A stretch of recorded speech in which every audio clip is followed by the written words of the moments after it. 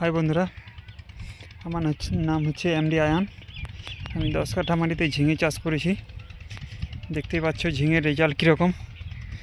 ঝিঙেটা প্রায় 42 দিনের মতো হলো লাগানো। রসুন লাগানো ছিল জমিটাতে, রসুনের মিডিলে লাগিয়েছিলাম। এখন রসুন উঠিয়ে নিয়েছি।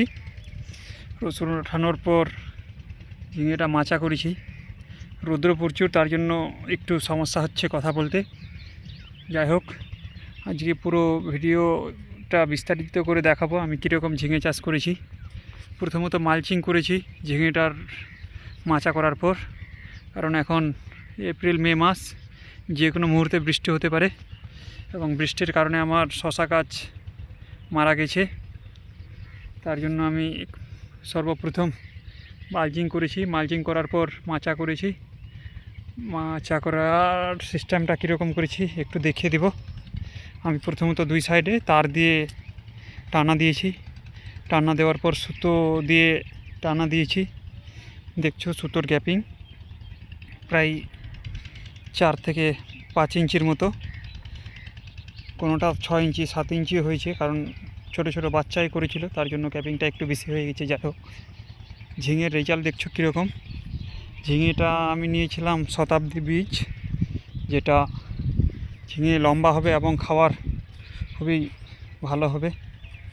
তো আমার প্রায় 42 দিনের মতো হলো, এখনও সার ভালো করে ইউজ করিনি, হালকা পরিমাণে দিয়েছিলাম, কিন্তু স্প্রেটা প্রচুর করতে হচ্ছে। আর একটা সমস্যা যে ঝিঙের মধ্যে পোকা প্রচুর, ডেলি স্প্রে করতে হয়। দেখছো ঝিঙের রেজাল্ট।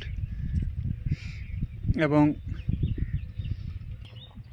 এটার যে হাইট করেছি বন্ধুরা, হাইটটা হচ্ছে মোটামুটি 4 ফিটের মতো।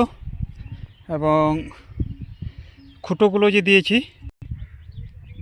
যে দিয়েছি বন্ধুরা, এটা থেকে এটা খুঁটো দিয়েছি মোটামুটি 10 ফিটের মতো, এবং এটা থেকে ওটা খুঁটো দিয়েছি 7 ফিটের মতো, আর একটা মিডিলে খুঁটো দিয়েছি।